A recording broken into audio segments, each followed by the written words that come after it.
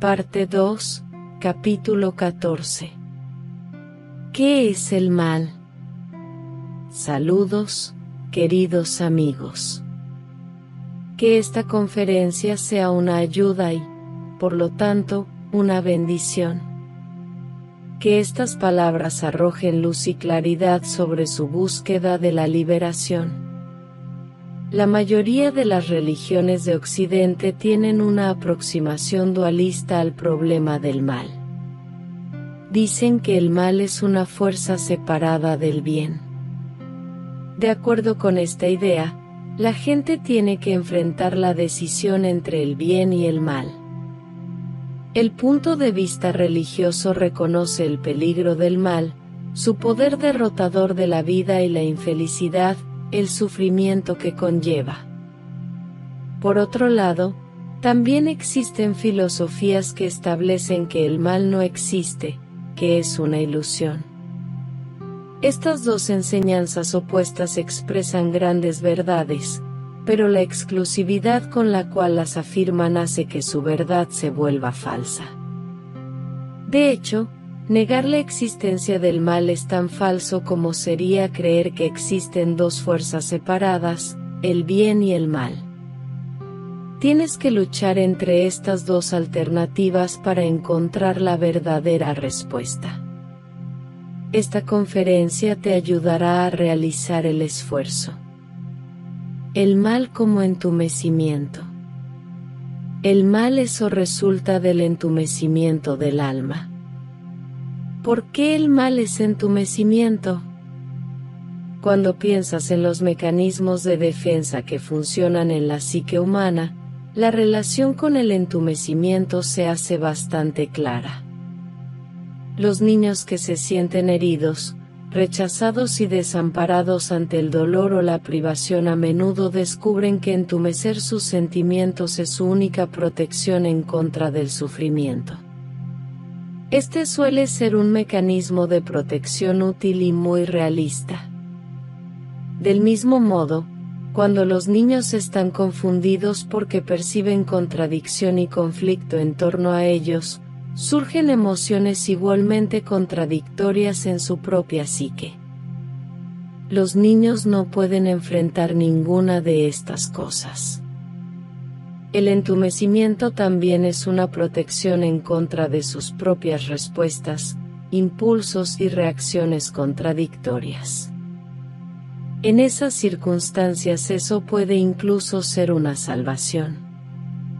Pero cuando el entumecimiento se ha convertido en parte de uno mismo y se mantiene después de que las circunstancias dolorosas ya han cambiado y cuando la persona ya no es un niño desamparado, eso es, en la escala más pequeña, el comienzo del mal.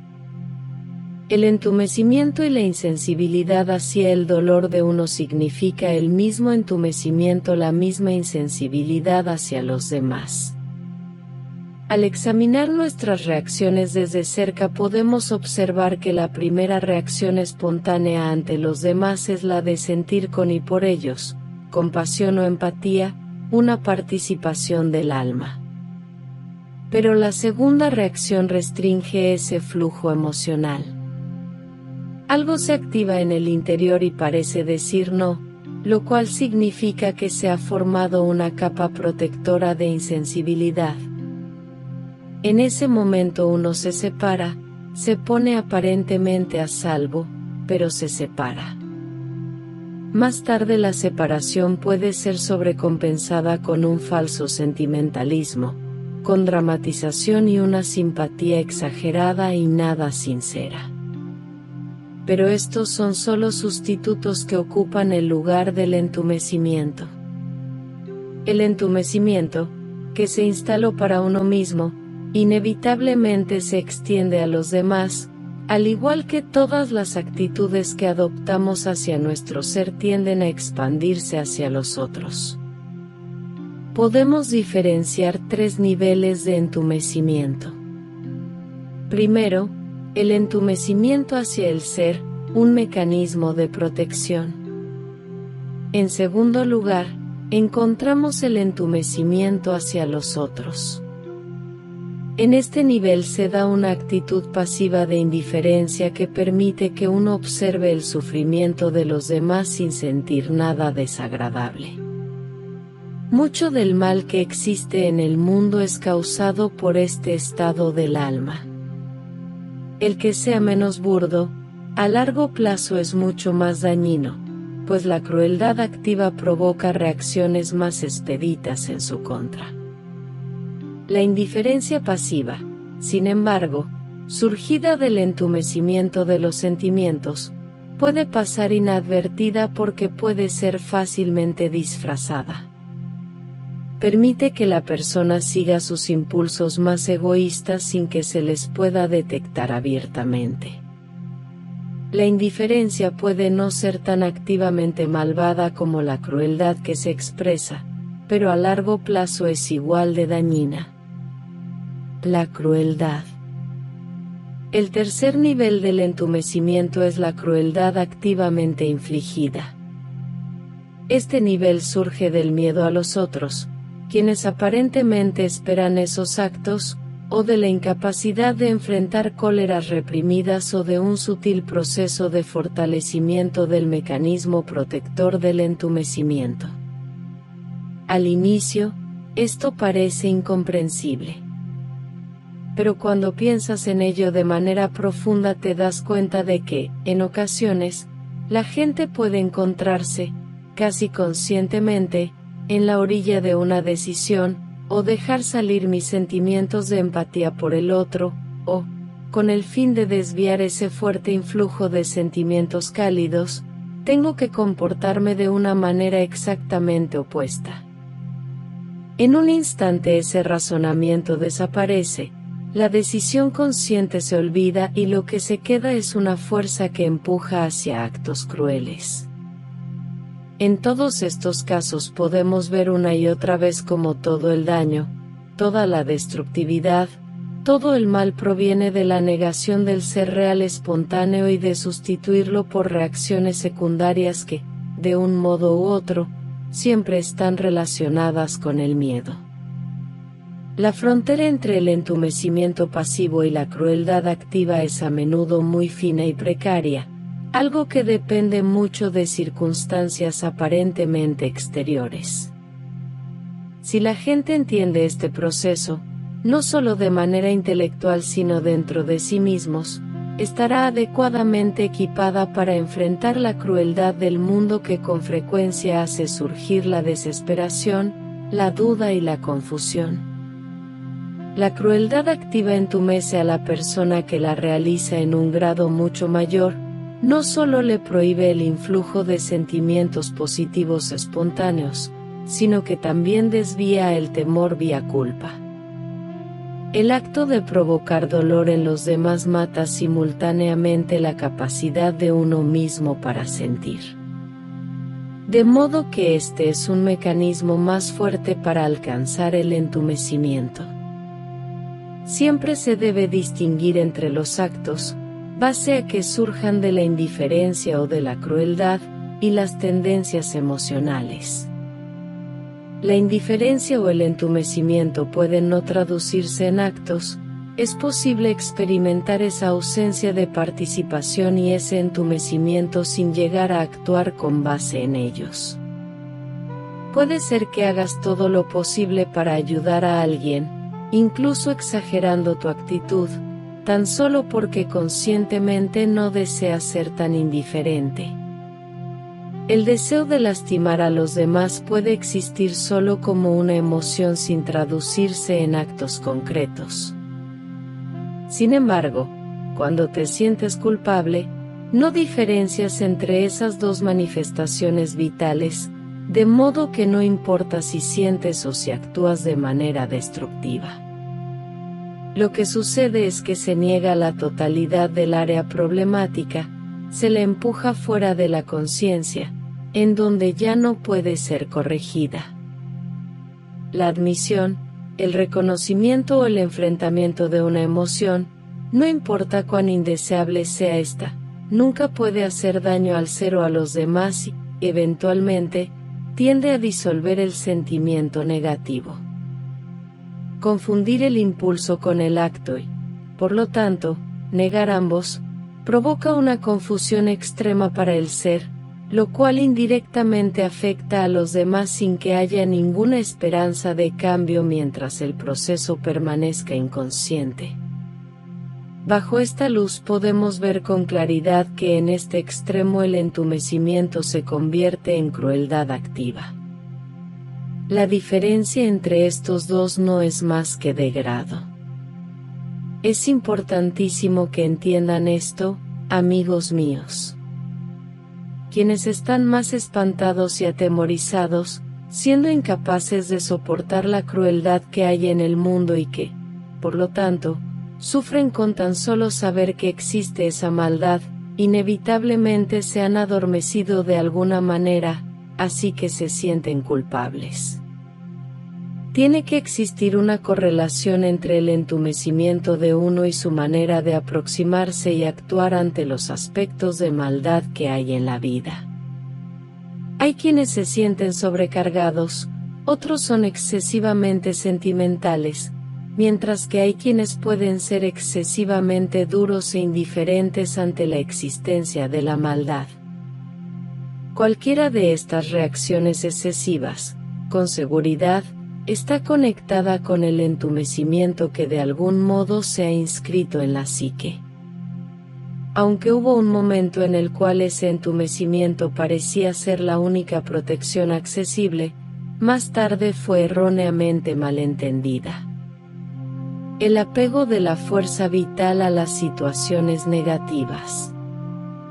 A menudo se plantea la pregunta de por qué existen la destructividad, la enfermedad, la guerra y la crueldad.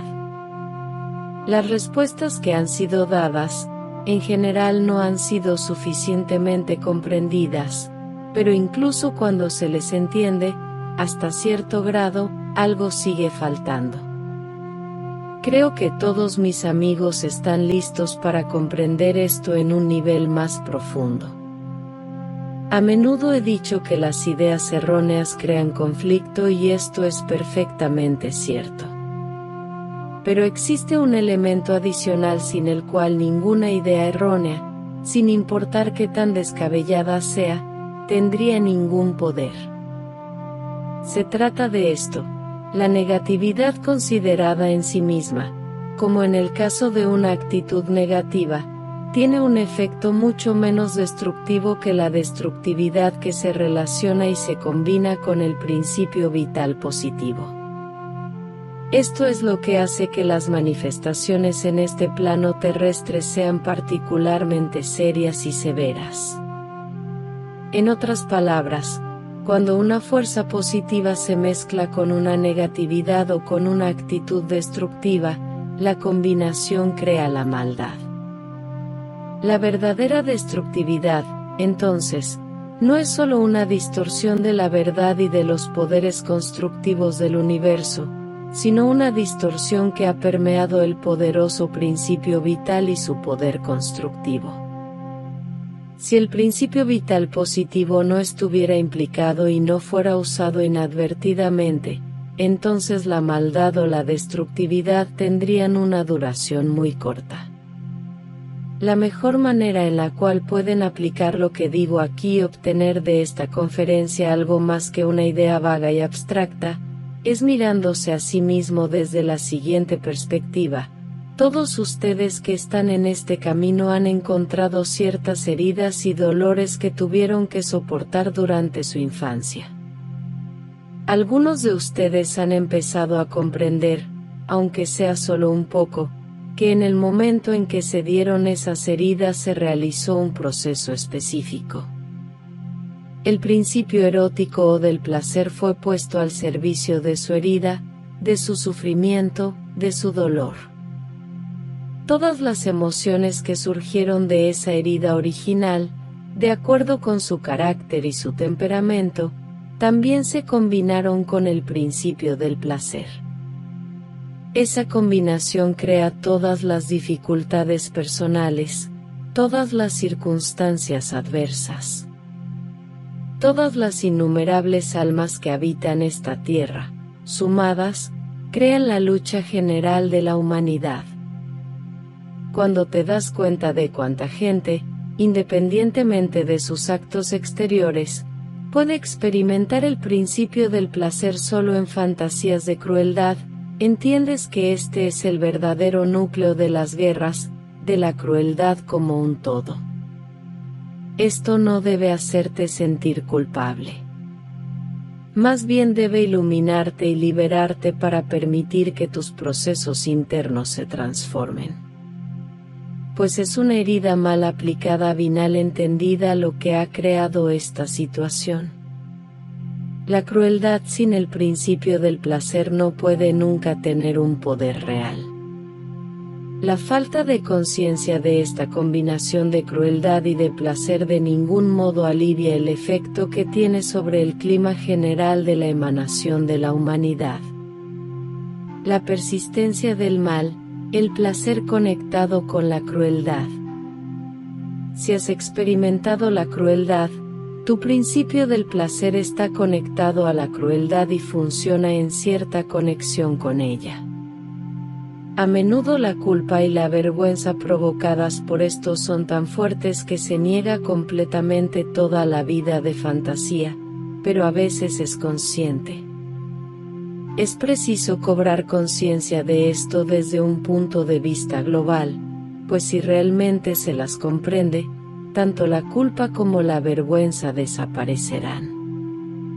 A medida que crece la comprensión, el principio del placer gradualmente va respondiendo a eventos positivos.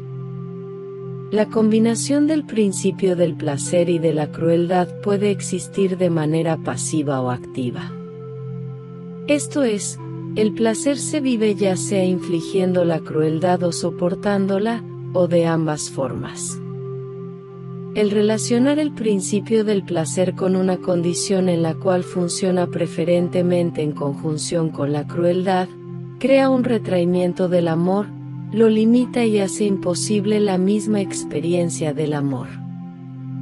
El amor existe solo como un vago de deseo que no puede ser mantenido o seguido a fondo. En estas circunstancias el amor no es la experiencia atractiva y placentera que puede ser para otra parte de la personalidad. La añoranza del placer de amar y la ignorancia sobre el hecho de que uno está rechazando esta experiencia, porque se teme el relacionar el principio del placer con la negatividad, a menudo crea un profundo desamparo. El desamparo puede ser entendido e instantáneamente aliviado solo cuando se comprende con profundidad este hecho en particular. En casos menos obvios, en los que el niño no experimenta una crueldad directa, sino un vago rechazo, el principio del placer se relacionará con situaciones similares, de modo que a pesar del deseo consciente de ser aceptado, la corriente de placer solo será activada cuando haya rechazo. Existen muchos grados y variaciones de esto. Por ejemplo, existen situaciones en las que un niño experimenta una aceptación y un rechazo parciales. En ese caso el principio del placer se relaciona con una ambivalencia del mismo orden, lo cual obviamente crea un conflicto en las relaciones reales. El primer ejemplo, en el cual se relaciona la crueldad con el placer, hace que las relaciones sean tan peligrosas que mejor de plano se les evita.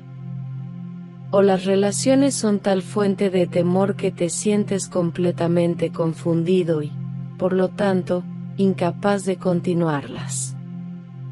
O bien te inhibes debido a que la vergüenza del deseo de infligir o sufrir la crueldad te prohíbe toda espontaneidad, haciendo que te retraigas y entumezcas todos tus sentimientos.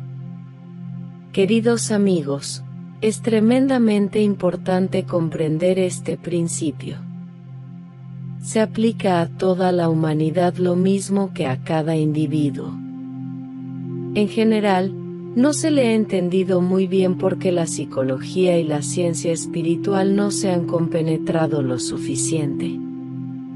Se han realizado vagos intentos dentro de la psicología para comprender este factor y se le ha llegado a comprender hasta cierto grado, pero no se ha entendido su enorme significado en términos de la civilización y su destino o su evolución. No ha sido entendido.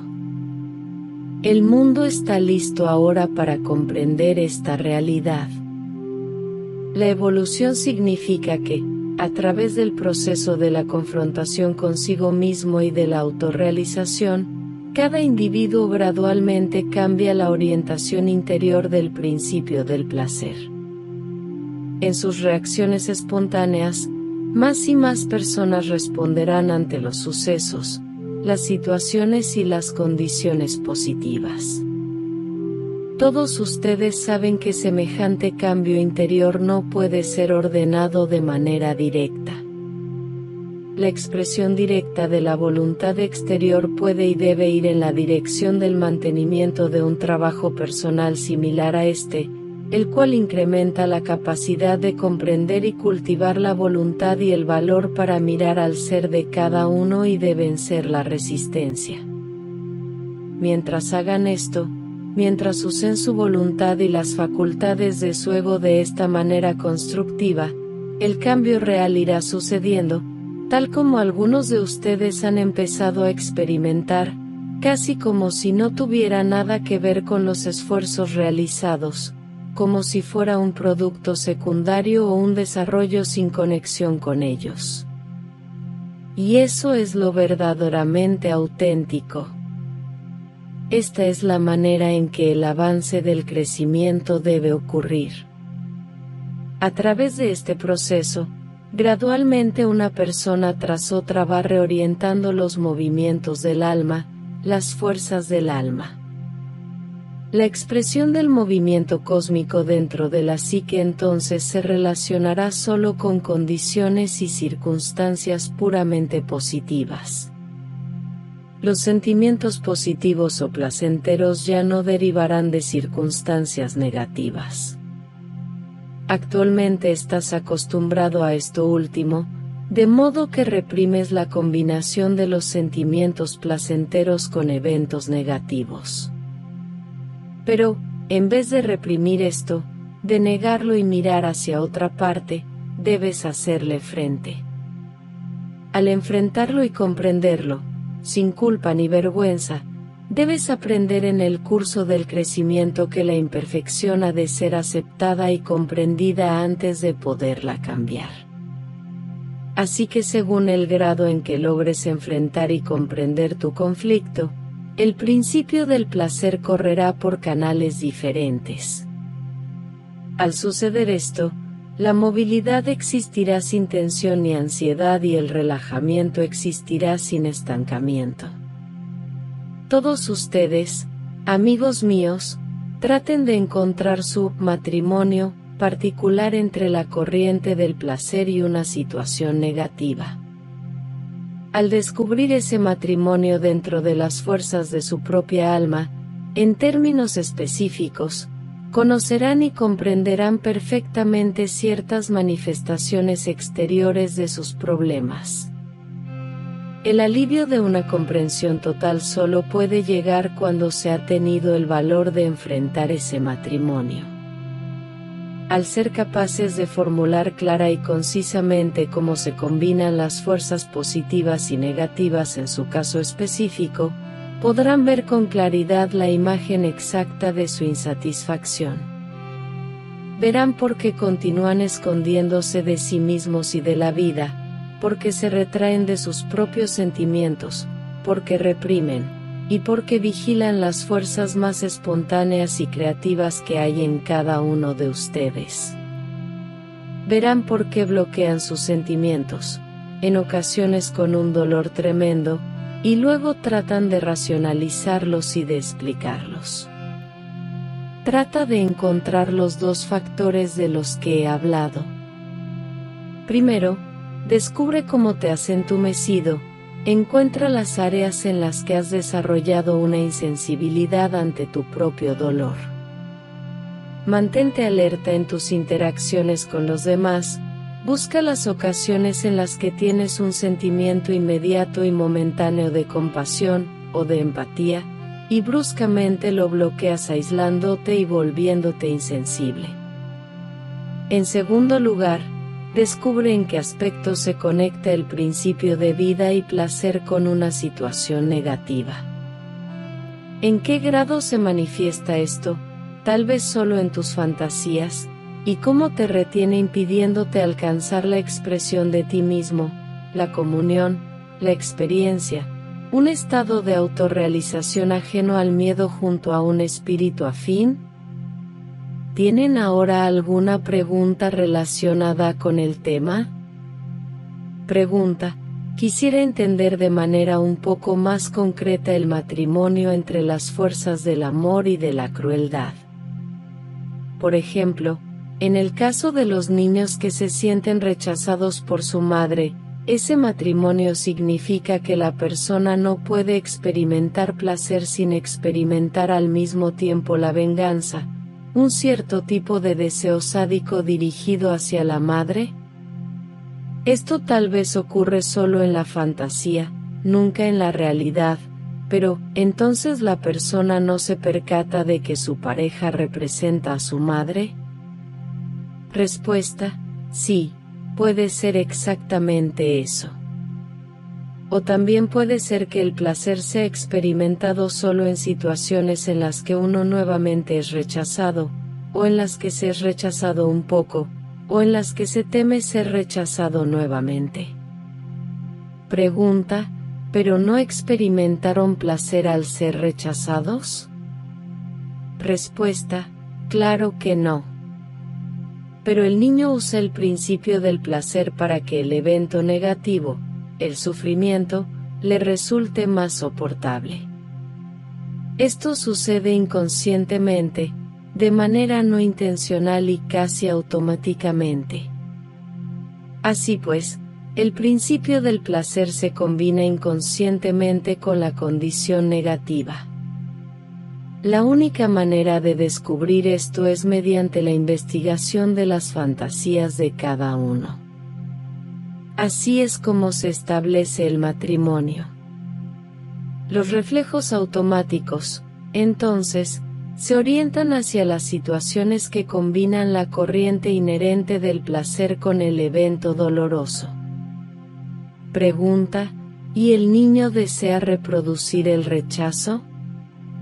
Respuesta: no de manera consciente, obviamente.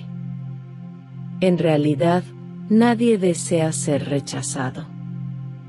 El problema es que la gente conscientemente desea ser aceptada y amada, pero inconscientemente no puede responder a una situación de aceptación completamente favorable.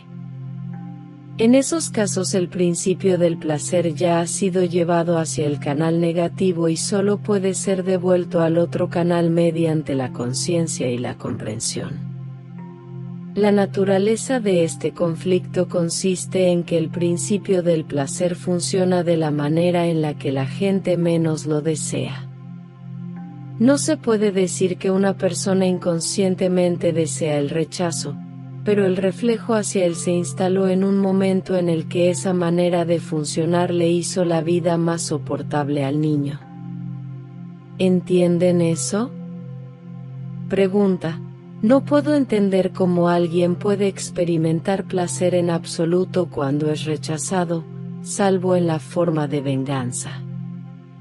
Eso sí lo puedo entender. Respuesta: tal vez también puedes imaginar, es algo que vemos una y otra vez, que cuando la gente se siente demasiado segura de ser aceptada y amada, pierde la chispa de interés.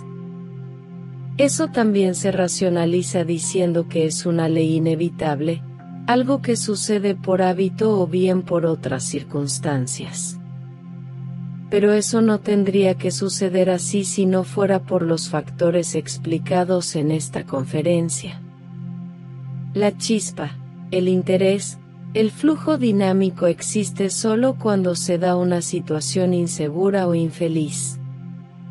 Vemos eso con frecuencia.